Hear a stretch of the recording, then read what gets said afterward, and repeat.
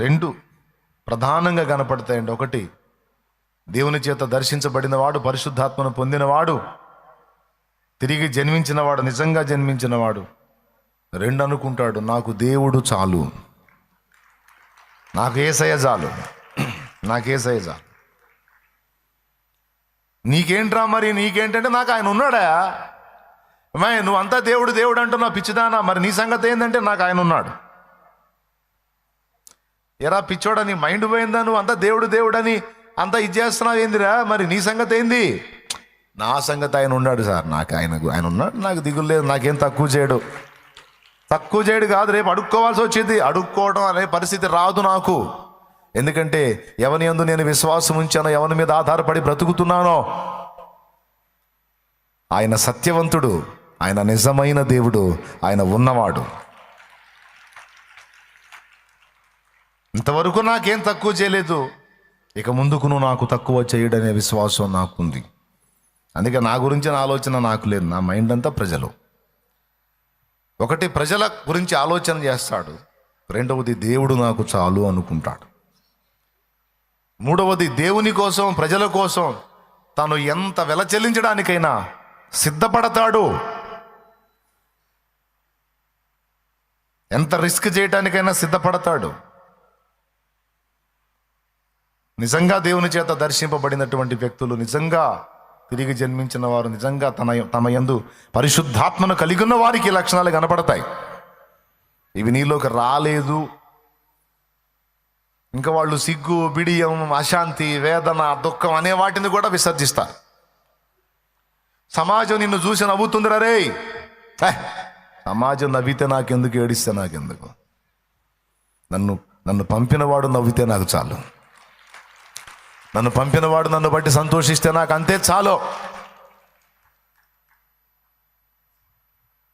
సమాజం నవ్వుతుంది, సమాజం ఏడుస్తుంది, సమాజం ఏదో అంటుంది, సమాజం పొగుడుతుంది, సమాజం ఆకాశానికి ఎత్తింది, అది నన్ను ఆకాశానికి ఎత్తినా నాకు అది లెక్కలోది కాదు, అది నన్ను అధపాతాళని తొక్కుతానన్నది నాకు లెక్కలోది కాదు.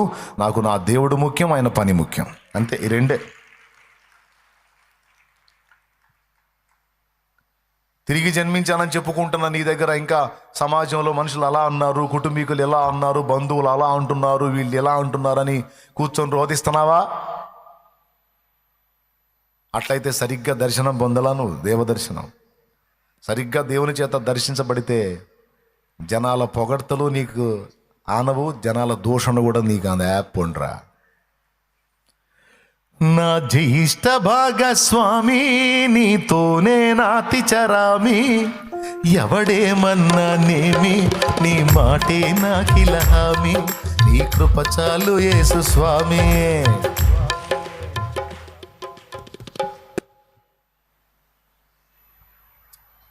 మూర్తి గారి దగ్గరికి, ఆర్ఆర్కే మూర్తి గారి దగ్గరికి వాళ్ళ బంధువుల్లో ఒక ఆయన వచ్చి అన్నట్ట, ఏమోయ్ మన మతంలో ఇంతమంది ఉంటే నువ్వు పోయి యేసు మతంలో కలిసావేంటి అన్నట్టు. యేసు మతం పట్టావంట కంటే నేను మతం పట్టలేదు, మదం పట్టలేదు. కాదులే, మతంలో దిగావంట కదా, దిగలేదు, ఆల్రెడీ దిగిన దానిలోంచి బయటకు వచ్చా. అట్లా కాదాయే, మన వాటిలో ఏదైనా లోపాలు ఉంటే సరి చేసుకొని మన దానిలోనే ఉండాలి, కానీ వేరే వాటికి పోవటం ఏమిటి నువ్వు అన్నట్ట. అప్పుడు ఆయన అన్నట్టు, నేను సరిచేసే దేవుడు నాకెందుకు, నన్ను సరిచేసేవాడు కావాలి. ఎవరు కావాలి? నా బతుకును నాకు చూపించి నా బతుకును చక్కదిద్దేవాడు నాకు కావాలి, కానీ నేను సరిచేసే మతాలు నాకెందుకు రయ్యా, నేను సరిచేసే దేవుళ్ళు నాకెందుకు, నేను మోసుకు తిరిగే దేవుళ్ళు నాకెందుకు, నేను తెచ్చి నిలబెట్టి సమస్తం నేను చేసే దేవుళ్ళు నాకెందుకు. పతనమైన నా బ్రతుకును తిరిగి కట్టి నన్ను నిలబెట్టి నైతిక విలువలు నేర్పి నన్ను ధన్యుని చేసి నా బ్రతుకును క్రమపరిచేటువంటి జీవము గల దేవుడు యేసు అని గుర్తుపెట్టాను. హల్లెలూయా. ఆయన చాలు. సమాజం నిన్ను చూసి నవ్వుతుందా? నవ్వితే నవ్వని, ఏడిస్తే ఏడవని. నాకు ఆయన చాలు. నా కాంతి నా శాంతి జయంతి వర్ధంతి నా జయంతి నా వర్ధంతి జయంతి వర్ధంతి నా వర్ధంతి నా జయంతి అంతా యేసే జగమంతా యేసే అంతా యేసే జగమంతా యేసే అంతా యేసే జగమంతా యేసే అంతా యేసే జగమంతా యేసే. ఏమండి అట్లా మారిపోయింది. నా భాష నా ఊసు నా నాయాస అంతా యేసే.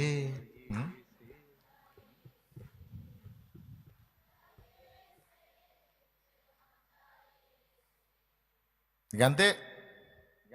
ఇక ఎవడేదో పొగిడాడు, ఎవడేదో తిట్టాడు, ఎవరో ఏదో అనుకుంటున్నారు. ఇప్పుడు కొంతమంది ఫీల్ అవుతుంటారు కదా, నేను చర్చికి వస్తుంటే అందరు నన్ను వింత పశువులాగా చూస్తున్నారా అన్నయ్యా, అట్లయితే మానుకో అక్కయ్యా, మానుకో. మైండ్ పోయిన వాళ్ళు ఎన్నో రకాలుగా చూస్తారు, వాళ్ళకి మైండ్ పని చేయట్లే. వాళ్ళతో నీకెందుకు? నీకు పని చేసింది కదా, నిజం నీకు అర్థమైందిగా, ఇంకెవడేమనుకుంటే నీకెందుకు? నువ్వు ముందు అడిగాయి. ఇప్పుడు వెరితనంగా నిన్ను చూసేవాళ్ళే వరస పెడతారు నీ వెంట.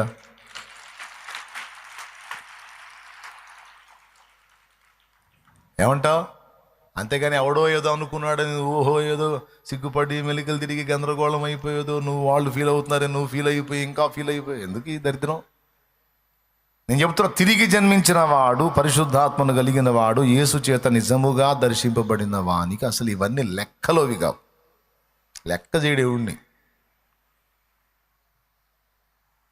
అరే వాడు కారులో తిరుగుతున్నాడు, దరిద్రుడా, నీకు బైక్ కూడా లేదు. వాడు చూడరా ఎన్ని కొన్నాడో, నీ కర్మ ఏందిరా? అసలు ఏం పట్టవు. ఈ వాడి సమాధానం అంత ఎట్టుంటుంది అంటే, సోమరి కొడుకు తండ్రికి చెప్పినట్టు ఉంటుంది.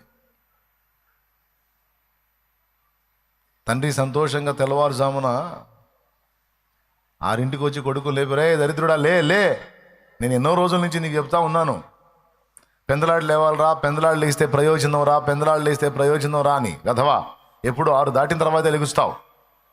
నేను చూడు ఎంచక్క 5 లేచి వెళ్ళాను. డబ్బు దొరికిందిరా నాకు, పెద్ద మొత్తం దొరికిందిలే అన్నట్ట. వాడన్నాడు,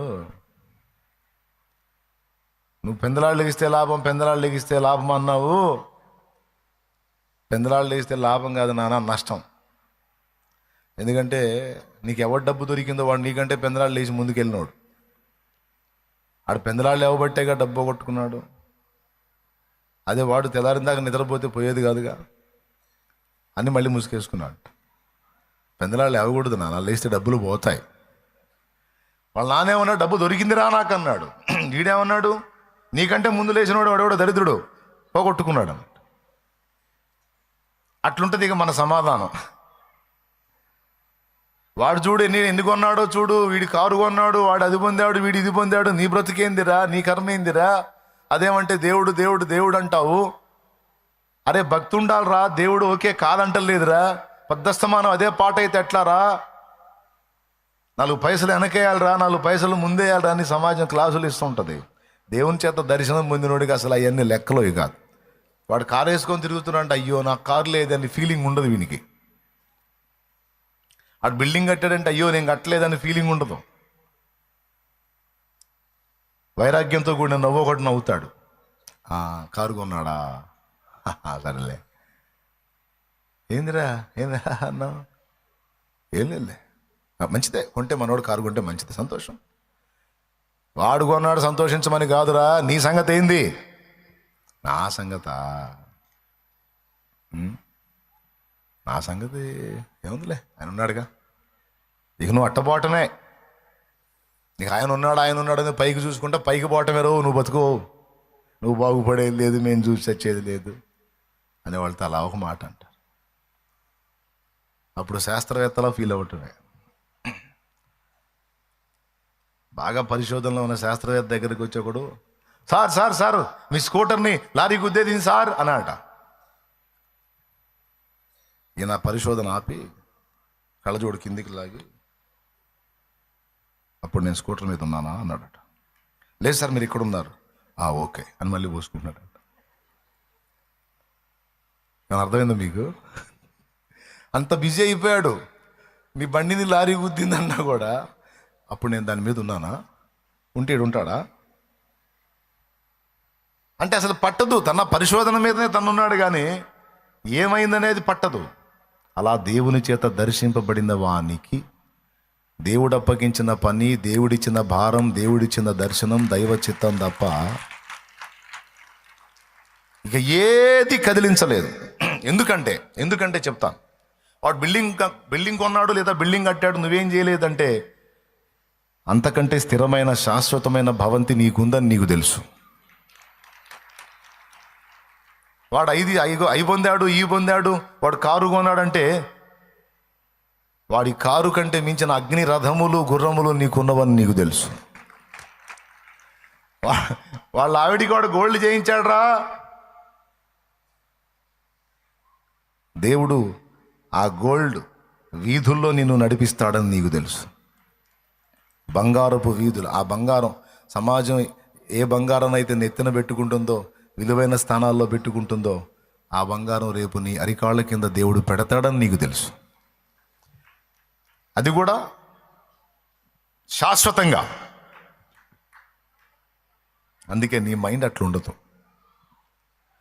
ఎవరో ఏదో అనుకుంటారు, సమాజం నవ్వుతుంది, మనుషులు ఫీల్ అవుతారు, వాళ్ళు అలా అనుకుంటారని సిగ్గు, బిడియాలు, మెలికలు తిరగటాలు, ఎచ్చులకి బోటాలు.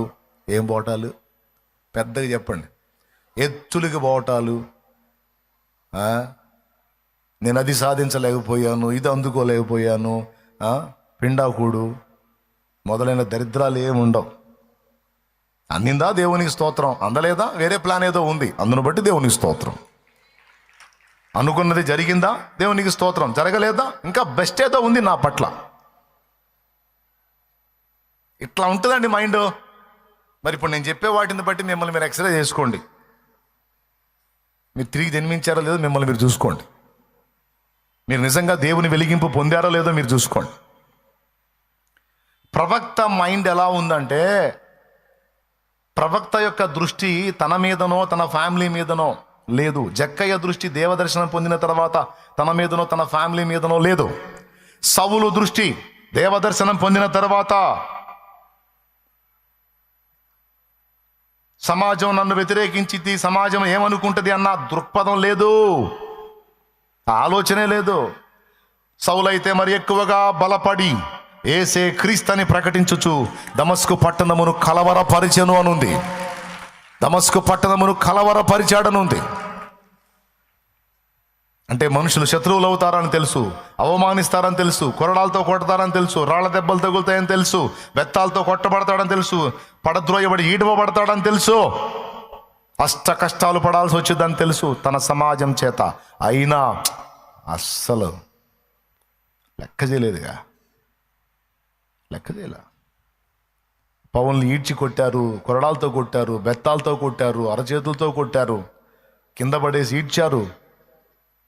అన్నీ చేసిన వాళ్ళు ఎవడో సోదిలో కూడా లేరు. కానీ క్రీస్తు నిమిత్తం ఎన్ని బాధలు పడ్డా సౌలైతే పౌలుగా ప్రసిద్ధిగాంచి 1900 సంవత్సరాలుగా పౌలు ప్రస్తావన రాని రోజు సమాజంలో లేదు అనేది ఎంత వాస్తవం. ఏ హీరోకు ఉందండి పౌలుకున్నంత ధన్యత? చూపించు నాకు.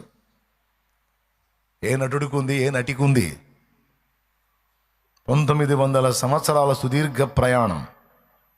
ఇక్కడైనా రేపు మనం పోయిన తర్వాత నిత్యత్వంలో కూడా ఆయన గురించి మాట్లాడతాం. ఏది విలువైంది తమ్ముడు? ఏది విలువైంది తమ్ముడు? ఏది స్థిరమైంది తమ్ముడు? ఏది శాశ్వతమైంది చెల్లెమా? దేని మీదమ్మా మనం మైండ్ ఉంచాలి? తిరిగి జన్మించిన వాళ్ళకి నేను చెప్పను ఈ మాట, ఎందుకంటే వాళ్ళకి తెలియదు. వాళ్ళ కళ్ళు వెలిగింపు పొందవు. తిరిగి జన్మించామని చెప్పుకుంటూ పరిశుద్ధాత్మను పొందామని ఫీల్ అవుతున్న వాళ్ళు, వాళ్ళ ఆలోచన విధానాలు ఎలా మారిపోతాయి. ప్రశంసలు పట్టవు. విమర్శలు పట్టం. వెండి బంగారములు నాకు వలదు, పేరు ప్రఖ్యాతులు నాకు వలదు, ఇహ భోగ భాగ్యాలు నాకు వలదు. ఒక మాట అట్టయితే ఇంకెందుకన్నా ఊళ్ళో ఉండడం, శుభ్రంగా అడవిలో పోయి ఎటుంటే పోయిద్దేమో అనిపిస్తుందేమో. విచిత్రం చెప్పనా, రాజయోగి అంటే అదే, రాజయోగం అంటే అదే, యోగి. మామూలుగా యోగులు ఉంటారు, ఇది రాజయోగి అంటారు. ఇలా ఉండేవాడు ఊళ్ళోనే ఉంటాడు, సమాజంలోనే ఉంటాడు, కానీ సమాజంతో సంబంధం లేకుండా ఉంటాడు.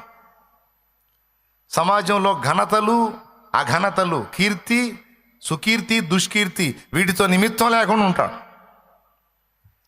ఇతన్ని రాజయోగి అంటారు. మళ్ళీ అడవిలో పోడు, సమాజంలోనే ఉంటాడు. ఇంకొకటి చెప్తాను, ఒకవేళ దేవుడు ఆశీర్వదించి ఇచ్చాడు అనుకో, దేవుని నిమిత్తమే వెచ్చిస్తూ ఉంటాడు. ఏదొచ్చినా సరే అది దేవుని పనికి ఎలా వాడాలి. ఇక మైండ్ అంతా అంతే. అలాగని దేవుడు దరిద్రులను చేశాడా? తనను అలా ప్రేమించి నువ్వు చాలు నాకు అన్న వాళ్ళని దేవుడు దరిద్రులను చేశాడా? అనేక మందికి ఇచ్చేవారినిగా చేశాడు. నా దేవుడు, నా దేవుడు, నా దేవుడు, నా దేవుడు. అనేక మందికి ఇచ్చేవారిగా చేశాడు. వింటున్నావా? ఎట చేశాడు, ఎట చేశాడు? వెళ్తున్నావు చిన్నంగా. అనేక మందికి ఇచ్చేవారిగా చేశాడు, దరిద్రులుగా ఉంచలా. మళ్ళీ వాటి మీద మనకి ఇంట్రెస్ట్ ఉండదు, తెచ్చి మన కాళ్ళ ముందు పడేస్తాడు వాడు అని, ఇవ్వో అని. ఎంతమందికి అర్థమవుతుంది నేను చెప్పేది? వాడుకో అంటాడు, నాకెందుకు తండ్రి, నాకు ఇది చాలు, నీ పనికే, నీ పిల్లలకే, అందుకే నాకు నువ్వు అంటే ఇష్టం, అంతే.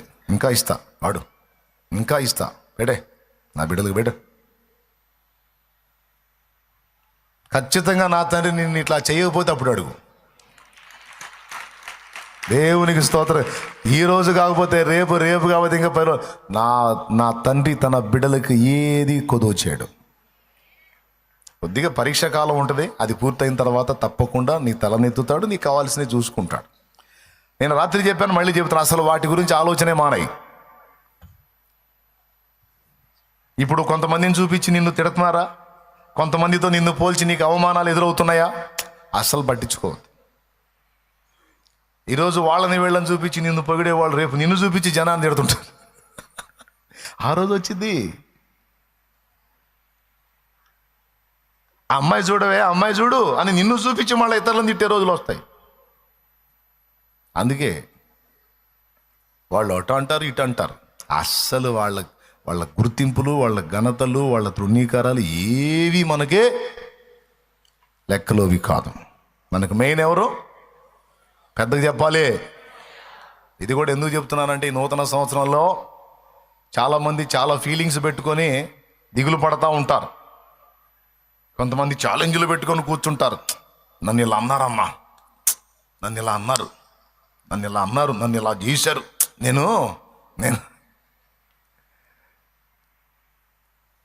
గుర్తుపెట్టుకో, నీ గాడికి రోషం కలిగిన వాడు నా దేవుడు. ప్రార్థన చేసి లేదా బాధపడి నొచ్చుకొని నువ్వు మర్చిపోతావేమో, ఆయన మర్చిపోడు.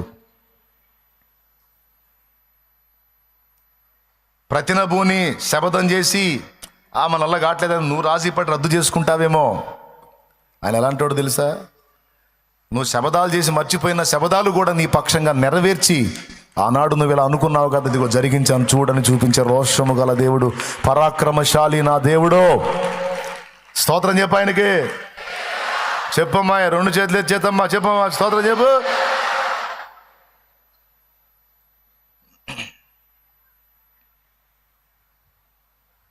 అందుకే నేను చెబుతుంది, ఆయనకు వదిలేసి నువ్వు ప్రశాంతంగా, నీవు తిరిగి జన్మించిన వాడివి, ఆత్మను పొందుకున్నవాడు, నీ దృష్టి అంతా జక్కయ్యలాగా. ఒకప్పుడేమో నేను నా ఇల్లు అనుకున్నవాడు, ఎగ్దం నా ఆస్తిలో సగం అమ్మి బీదలకి ఇచ్చేస్తాను, మిగిలిన సగం ఎవరి యొద్ద నేను 2కు 4 తీసుకున్నాను వానికి 8 ఇస్తాను. మరి నీ సంగతో నాకు నువ్వు ఉన్నావుగయ్యా. వెండి బంగారములు నాకు వలదు, పేరు ప్రఖ్యాతులు నాకు వలదు, ఇహ భోగ భాగ్యాలు నాకు వలదు, ఇహ భోగ భాగ్యాలు నాకు వలదు, సిరి సంపదల ఆశ నాకు లేదు, సిరి సంపదల ఆశ నాకు లేదు, నీ పాద సన్నిధే నాకు చాలు, నీ పాద సన్నిధే నాకు చాలు, స్తుతి నీకే నా ప్రభు, స్తుతి నీకే నా ప్రభు,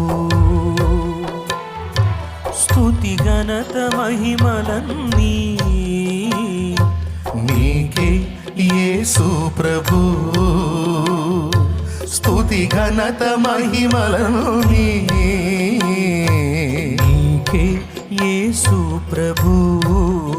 బ్రదర్స్, సిస్టర్స్, కమ్మని విందులు నాకు వలదు, కణికానందాలు నాకు వలదు, చెప్పు, కమ్మని విందులు నాకు. ఒక నిమిషం, నేను చెప్పమన్నాను చెబుతున్నావా, లేకపోతే నీ మైండ్ కూడా ఇలానే ఉందా? అన్న నా మైండ్ కూడా అదే అన్న, నా దేవుడు ఏదో అన్నాడు, నాకు దేవుడు అన్న వాళ్ళు చేతులు ఎత్తండి. అబ్బాయి మీరు చేతులు ఎత్తరు ఏంది? మీరేమైనా ఫీల్ అవుతున్నారా లోకల్ మాటలకి? కళ్ళజోడు కూడా పెట్టుకున్నాను అబ్బాయి, మళ్ళీ దూరం చూపు కనపడదేమో అని. అదే మైండ్లో ఉన్నారా? లేకపోతే నేను పాడుతున్నారా? లేదా? మీ ఫీలింగ్ ఏదో పాడండి, ఆ చరణం పాడండి.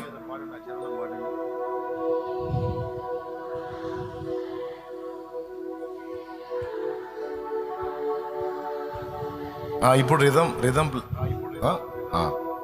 దరువు కొడతాడు, మీరే పాడుకోండి. కమ్మని విందులు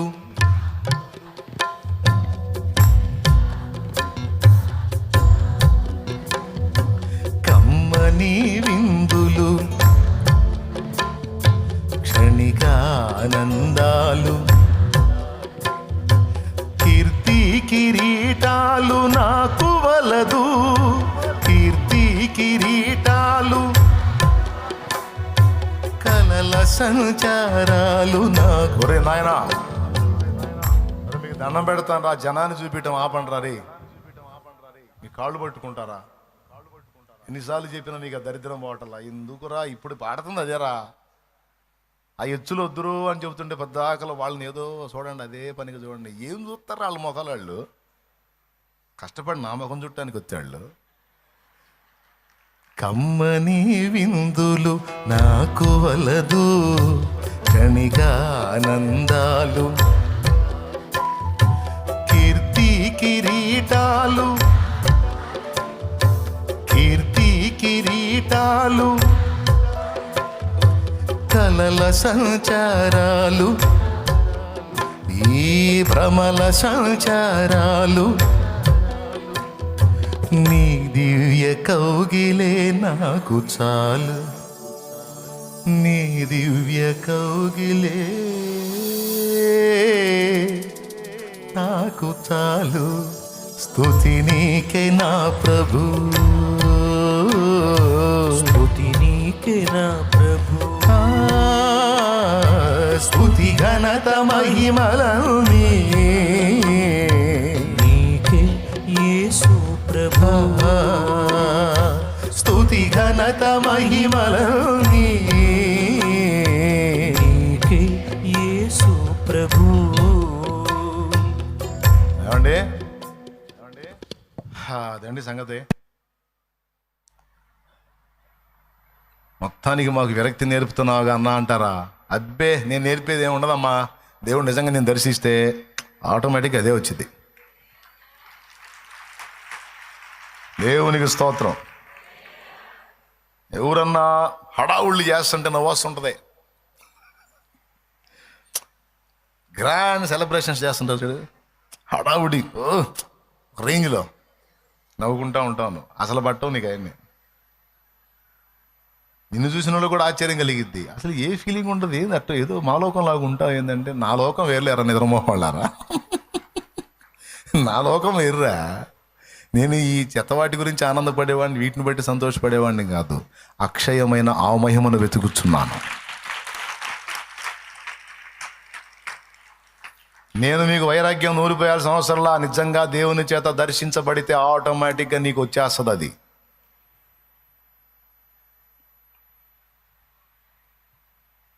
నేను పట్టించుకోనుగా. పొగిడారు పొగిడారు పొగిడారు అన్నోళ్ళని కూడా నేను పట్టించుకోను, తిట్టారు అన్నోళ్ళని కూడా పట్టించుకోను. ఏమో ఇప్పుడు బాగా పొగిడేవాళ్ళు, అన్నా నువ్వు అంత, అన్నా నువ్వు ఇంత, అన్నాను అన్నాను అన్నోళ్ళు రేపు ఆడపెద్ద ఏదో అనొచ్చుగా. ఎట్ట నమ్మాలి? అవునా? ఈరోజు వాడు పెద్ద ఏదవా అని తిట్టినోళ్ళు రేపు తెలియకన్నానయ్యా నిజంగా అని ఇటు తిరగొచ్చుగా. అందుకని నువ్వు అన్నా, నేను అనను. ఏడ్చాలేపో పిచ్చి మొహం అనపో, పిచ్చి మొహం ఏముంది నా దగ్గర, నీ తలకాయ. నేనేమై ఉన్నాను, ఆయన కృప వల్లే ఉన్నాను.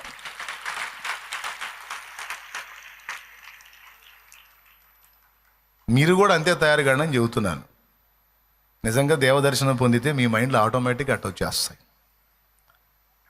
పొగడ్తలకు పొంగేది ఉండదు, విమర్శలకు కృంగేది ఉండదు. సమస్య లేనప్పుడు సంతోషించేది లేదు, సమస్య ఉన్నప్పుడు భయపడేది లేదు. ఎనీ టైం దేవుల్లో ఆనందించడమే, ఎనీ టైం దేవుల్లో సంతోషించడమే. ఎందుకంటే అస్సలు బలవంతుడు సంపదల గని దొరికాడు మనకి. ఎంతమంది నమ్ముతున్నారు? బలవంతుడు సంపదల గని. ఇంకేం కావాలి ఈ జీవితానికి? ఒకటి చాలు. మీరు చెప్పండి, నీకు కావాల్సినవన్నీ ఒక రాసి పోసి ఏసయ్య ఒక్కడు పక్కకు పోయి ఒక పక్కన కూర్చొని చూస్తున్నాడు అనుకో. కోరుకో, నీకు అవి కావాలా నేను కావాలంటే ఏం కోరుతావు నువ్వు? ఎటుపోతావు నువ్వు? ప్రభా చాలా అప్పులు ఉన్నాయి నాయన, ఎట్లా డబ్బులు ఇచ్చా, స్తోత్రం ప్రభు అని పోయి డబ్బును పట్టుకుంటావా? అయ్యేందుకయ్యా, అయ్యేందుకు? నాకు నువ్వు చాలు. నా దగ్గరే ఉంది పిచ్చి మొహం, అక్కడ పో. నీకు కావాల్సింది అక్కడ ఉన్నాయి, పో. నా దగ్గరే ఉంది, ఏం లేదు, పో. శిష్యులు అన్నాడు, కొంతమంది నన్ను వదిలేసి వెళ్ళిపోయారు, మీరు నువ్వు వెళ్ళవాలి నన్ను ఉన్నారా అంటే పేతురు అన్నాడు, ఎక్కడికి పోవాలో అడ్రస్ నువ్వే చెప్పు, నీలాంటి వాడు ఎవరున్నారు? నీతో సమమెవరు, నీలా ప్రేమించేదెవరు, నీలా క్షమించేదెవరు యేసయ్యా, నీలా పాపికై ప్రాణం పెట్టిన వారెవరు? బోధకుడా, నీవే నిత్య జీవపు మాటలు గలవాడు. నిన్ను విడిచి ఎక్కడికి పోమందు, ఎక్కడికి పోగలవు? నీలాంటి వాడు ఎక్కడున్నాడు? నువ్వే చాలు మాకు అన్నందుకు ఎంత ధన్యులైపోయారండి వాళ్ళు, ఎంత ధన్యులైపోయారు. యేసు వారికి వశమైపోయాడు, యేసు వారిలో నివసించటం మొదలుపెట్టాడు. శృంగారమును దేవాలయం దగ్గర పుట్టినది మొదలుకొని కుంటివాడైన మనుషులతో ఏమన్నాడు తెలుసా పేతురు? వెండి బంగారములు మా యొద్ద లేవు, కానీ మాకు కలిగినదే నీకు ఇచ్చుచున్నాము. నజరేయుడగు యేసు నామములో లేచి నడువు అంటే కుంటివాడు, పుట్టిన మొదలుకొని కుంటివాడు దిగ్గున లేచి గంతులు వేసి దేవుని మహిమపరిచాడు. హల్లెలూయా. అది పేతురు కలిగి ఉన్న ఆస్తి. ఆ ఆస్తి యేసు. సౌలు చేతి గుడ్డలో, ఇప్పుడు నీ చేతి గుడ్డ తీసుకెళ్ళి సౌలు గట్ట తాకిచ్చి అది తీసుకెళ్ళి పేషెంట్ మీద వేస్తే వాడి స్వస్థత వచ్చింది. ఏంటి? ఆయనలో ప్రభు ఉన్నాడు. జీవించువాడు నీకు నేను కాను, క్రీస్తే నాయందు జీవించుచున్నాడు, నేనైతే చనిపోతిని అన్నాడు. దేవుని యొక్క ప్రభావం వాళ్ళని ఆవరించింది. ఎందుకో యేసు చాలు అనుకున్నారు. చరిత్ర పుటల్లో నిలిచారు, చరిత్ర సృష్టించారు, దేవుని పని జరిగించారు. అప్పుడు మొదలుపెట్టిన పని ఇప్పటిదాకా నిర్విరామంగా కొనసాగుతానే ఉంది. ఇదంతా విన్నప్పుడు మీకు ఇంతకు ఏమర్థమైంది? ఒక్క మొక్క చెబితే ముందుకెళ్తా. ఏమర్థమైందో చెబితే ముందుకెళ్తా, లేకపోతే ప్రార్థన చేసి బయటికి వెళ్తా. చెప్పండి, మీకేమర్థమైంది ఇప్పుడు చెప్పిన దానిలో? ప్రవక్త తన్ను గూర్చియో తన ఇంటిని గూర్చియో ఆలోచన చేయలేదు, సమాజమును చూస్తున్నాడు. సమాజంలో దుష్టుడు పెట్టరేగుతున్న విధానాన్ని చూస్తున్నాడు. సమాజం ఎటుపోతుంది, సమాజంలోని ప్రజల్ని ఎలా చిక్కించుకున్నాడు, ఎలా గంతులేస్తున్నాడు, జనాలు ఎలా నాశనం చేస్తున్నాడు అనేది చూసి వేదన పడి ప్రార్థన చేస్తున్నాడు. అయ్యో దేవా, ఎంతకాలం వాడు మనుషుల్ని నాశనం చేస్తాడు, ఎంతకాలం జీవితాలతో ఆడుకుంటాడు, మనుషుల్ని చేపలను గాలానికి చిక్కించుకొని వాడు గంతులేస్తున్నాడు, చూస్తుంటే బాధగా ఉంది అని సమాజం యొక్క పోకడను చూసి బాధపడుతున్నాడు. తిరిగి జన్మించిన వాడు, ఆత్మను కలిగిన వాడు, దేవుని చేత నిజముగా దర్శించబడ్డవాడు ఇలాంటి భారాన్ని కలిగి ఉంటాడు. నిజంగా మనం అట్టి వారమై ఉంటే నిజంగా మనలో ఆ భారం ఉంటుంది.